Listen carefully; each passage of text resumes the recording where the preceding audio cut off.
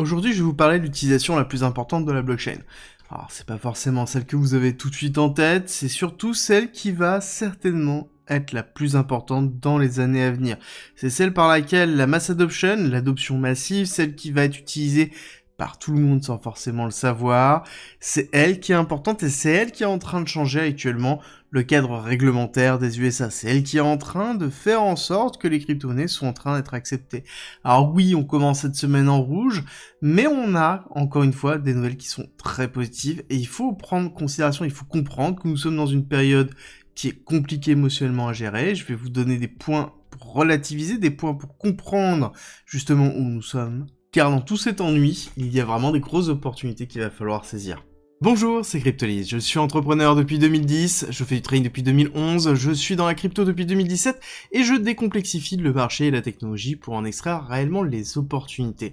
Cette utilité, c'est la tokenisation, donc la notion de créer à travers la crypto une identité numérique qui est rapprochée à quelque chose de physique. Celle qui est la plus utilisée actuellement, on va pas se le cacher, c'est USDT, c'est Tether. Là-dessus, vous allez me dire, oui, mais c'est un stablecoin. Oui, mais derrière ce stablecoin, c'est une forme de tokenisation. C'est le fait d'accepter votre dollar pour vous donner l'équivalent d'un dollar, mais cette fois-ci numérique, l'USDT, et donc cette USDT est une crypto qui est tokenisée, c'est un dollar tokenisé à travers cette crypto. Et c'est la force principalement des stablecoins de ce style-là, c'est que oui, c'est centralisé, mais normalement c'est eux qui assurent la liquidité, c'est eux qui assurent que votre dollar sera bien là quand vous souhaitez changer. En tout cas, c'est ce qui est dit sur le papier, c'est ce que l'on défend, mais on a Deutsche Bank qui a exprimé ses craintes concernant la stabilité de l'USDT, par rapport au fait, est-ce que oui ou non, ils vont être capables d'assurer le nombre de cryptos, le nombre de dollars qu'il y a derrière. Est-ce qu'ils ont suffisamment de collatéral? Est-ce qu'ils auront la capacité de pouvoir rembourser toutes les personnes qui souhaitent rendre leurs Tether, leurs USDT? C'est la grande question et c'est une question qui va revenir de plus en plus parce que Tether a annoncé qu'il ne rentrerait pas en compliance, donc dans la réglementation européenne, et je pense que ce sera le cas aussi aux USA. Et ce qui est intéressant de voir, c'est que cette tokenisation du dollar, c'est quelque chose qui est vraiment très propre aussi aux Américains. C'est-à-dire qu'ils ont une volonté de garder eux-mêmes la force du dollar, de garder eux-mêmes le contrôle de leur propre monnaie, et c'est quelque chose qui est très important, et c'est pour ça que je vous dis, déjà depuis un certain temps, que Tether est problématique pour les Américains, et que petit à petit l'entreprise serait mise sur le banc de touche, concernant la tokenisation du dollar. Mais ce qui est sûr et certain, c'est que la tokenisation, c'est quelque chose qui va arriver très fortement dans le domaine financier, et c'est pour moi le début réellement de la mass adoption, parce que les gens utiliseront la blockchain sans s'en rendre compte, parce que il y a de grandes chances que tous les produits financiers, et même les banques, et même les comptes bancaires, à terme, soient 100% tokenisés. Pourquoi? Parce que tout simplement, ça coûte moins cher, c'est quelque chose qui coûte même quasiment rien pour les banques. C'est quelque chose qui est important dans le contrôle de frais, dans la gestion, et c'est quelque chose que l'on doit voir évoluer, c'est quelque chose que l'on verra évoluer, et c'est principalement aussi ce que l'on voit maintenant avec le BUIDL.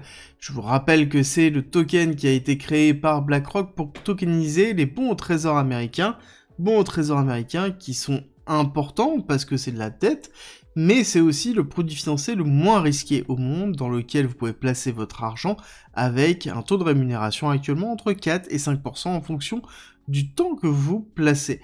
Et le fait d'avoir du BUIDL, alors ça ne cherchez pas, il n'y a pas de crypto lié à ça, c'est uniquement quelque chose pour les institutionnels, permet très facilement de pouvoir acheter des bons au trésor américains et d'avoir des rémunérations tous les jours par rapport à la crypto qu'on possède, le BUIDL, qui est la représentation justement de ces bons au trésor américains que j'ai achetés. Et donc on offre de la liquidité, on diminue les frais, on diminue la complexité de gestion, on diminue absolument tout, et c'est la force de la blockchain et de la crypto. C'est quelque chose qui reste, parce que c'est le fondement même de la blockchain, ce n'est pas quelque chose qui fait que passer. Quand on regarde un petit peu dans ces évolutions, on a des protocoles comme Rune, qui sont construits sur Bitcoin, qui permet petit à petit de se diriger vers une forme de NFT, mais c'est quelque chose qui est uniquement pour les spéculateurs ou les personnes qui s'intéressent vraiment à ce qui se construit sur Bitcoin. C'est les deux typologies de personnes qui s'intéressent à ça, mais ce n'est pas une utilité concrète qui découlera sur de l'adoption massive.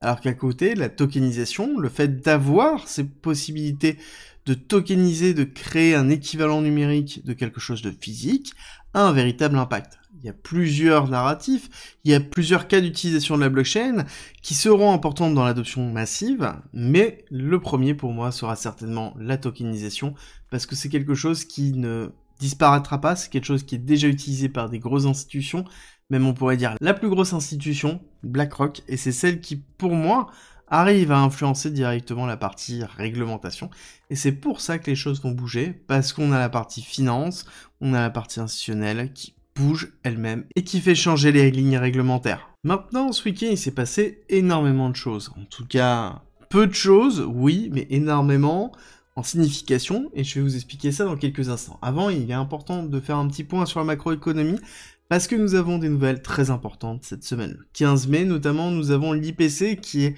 l'inflation qui va être regardée, pour ne pas dire totalement décortiquée par la Fed, pour déterminer si oui ou non on a un retour de la déflation, qui est la peur, plus grosse peur que la récession, et qui pourrait empêcher notamment les USA de faire baisser leur taux d'ici la fin de l'année. C'est quelque chose qui est attendu aussi par le marché, et je peux vous dire que en fonction du chiffre de l'IPC, mercredi, on aura du mouvement très fort sur la macroéconomie.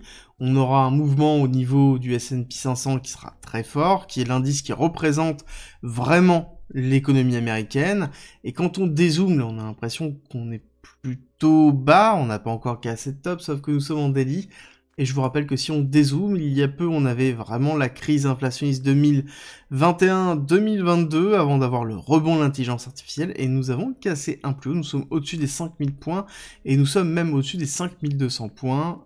Ce que je vous ai montré tout à l'heure, c'est juste cette bougie-là. D'accord. Donc on prend du recul, oui on pourra avoir un retracement, oui on pourra avoir un retest, oui on peut aller rechercher les 5000 points, les 4800 points, mais encore une fois nous sommes bien au-dessus de la zone où nous étions avant, et oui le marché attend une validation de la diminution des taux, parce que c'est quelque chose qui est important, ça signera le retour officiel de la liquidité, même si on a déjà vu que la Fed avait d'autres moyens pour ajouter de la liquidité au marché. Néanmoins, le moment important et ce qui nous intéresse, c'est ce qui s'est passé ce week-end au niveau de Bitcoin. Et là-dessus, je vous avoue qu'on a la preuve réelle que tous les mouvements viennent du marché américain à peu de choses près. Il ne s'est absolument rien passé ce week-end, et ça correspond à l'état général du marché, à cette forme de léthargie classique, où là actuellement, le Bitcoin n'est absolument plus intéressant, personne s'intéresse, personne achète, personne ne vend, le cours ne bouge pas, nous avons commencé le week-end à 60 400, nous avons terminé le week-end dans les alentours de 61 400, un cas de différence, 1000 $ de différence sur l'espace du week-end, et là actuellement nous sommes en train de retracer pour nous diriger potentiellement même vers la zone d'ouverture, parce que ici nous avons la zone de clôture du CME, zone d'ouverture du CME, donc nous avons un gap entre les deux qu'il va falloir combler, chose qu'on est en train de faire maintenant, mais on n'a absolument pas bougé. Ça veut dire que le marché américain est le marché dominant au niveau de la crypto, ça a déjà été montré depuis plusieurs années, plusieurs mois, et ça s'est renforcé vraiment depuis l'accélération liée au lancement des ETF BlackRock, parce que c'est quelque chose qui apporte de la liquidité. Et oui, la liquidité, c'est quelque chose qui permet de faire bouger le prix. S'il n'y a pas de liquidité qui rentre ou qui sort, bah à ce moment-là, il n'y a pas de mouvement de prix. Si personne n'achète, personne ne vend, il n'y a pas de mouvement de prix. C'est le principe même du marché et de la représentation en bougie japonaise. Mais il y a d'autres liquidités qui, même si le prix ne bouge pas, elles se forment, sont les liquidités des personnes qui rentrent en position et qui mettent leur stop loss à certains endroits ou qui positionnent leurs ordres de vente. Et là, nous avons deux zones, parce que plus on reste dans une zone de contraction, c'est-à-dire moins le prix est volatile, plus nous allons avoir ces liquidités qui vont se comprimer, et nous avons une première phase de liquidité en dessous de 60 000, et une deuxième phase de liquidité au-dessus de 65 000, et on sait très bien que lorsque l'on a ces phases de compression, quand on a ces présences, cette création de liquidité, on va avoir un mouvement très fort qui va arriver. La question va être, est-ce que ça va être un mouvement haussier ou baissier? Il y a toujours ces deux typologies pour moi. Une où on va recharger vraiment dans la spot zone ici, dans lequel on va faire un renforcement pour casser ce top là. Dans un retournement de tendance dans lequel on doit casser ce top à 67 000. Et pour ce faire, on fait une respiration dans les 60 000 avant de repartir aller chercher cette zone là entre 67 et 68. Ça, c'est la première réflexion à avoir. La seconde, elle va se passer plus sur cette zone-là. Est-ce que oui ou non on va avoir une accumulation? dans cette zone de rechargement en dessous de 60 000, ou est-ce qu'on va casser et faire une continuité baissière en dessous des 56 000? Le but ici, ce n'est pas de deviner l'avenir, mais en tout cas de déterminer quelles sont les zones importantes à surveiller et comment le prix va réagir sur ces zones-là. En fonction de ça, on est capable de pouvoir activer le plan, la stratégie que l'on a en amont pour pouvoir réagir. Mais dans tous les cas, ce qui va être le plus déterminant, ça va être encore une fois le marché américain. Ce qui va être le plus déterminant, ça va être les influx de liquidités qui arrivent à travers les ETF spot, parce que c'est ce qui drive le marché sur le long terme. Je dézoome, on voit que nous sommes toujours dans cette zone de range, et c'est tout à fait normal. Nous sommes toujours dans cette zone de léthargie, c'est tout à fait normal encore une fois. Nous sommes juste sur un retracement de 23%, quelque chose qui est plutôt classique et que l'on a déjà vécu. On peut aller beaucoup plus bas, on peut aller jusqu'à moins 30%, moins 35%, donc moins 23%, alors qu'on a cassé la TH, quelque chose qui est plutôt cohérent. Et là-dessus, je voudrais juste vous faire relativiser encore plus loin.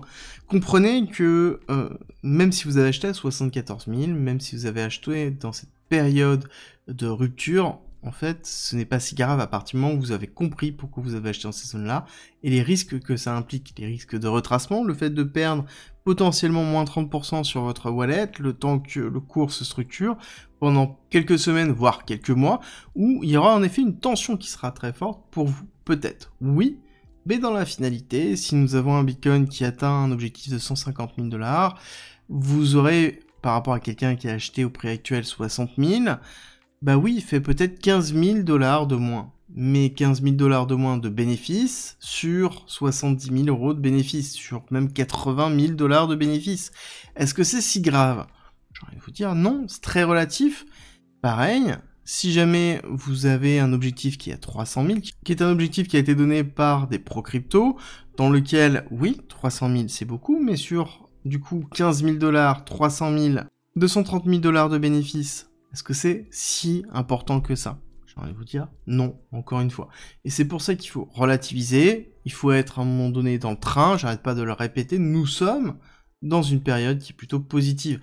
Encore une fois, il faut dézoomer, nous sommes juste dans le retest actuellement du top, nous n'avons pas eu la phase d'expansion qui arrivera dans les semaines / mois qui sont en train de se mettre en place.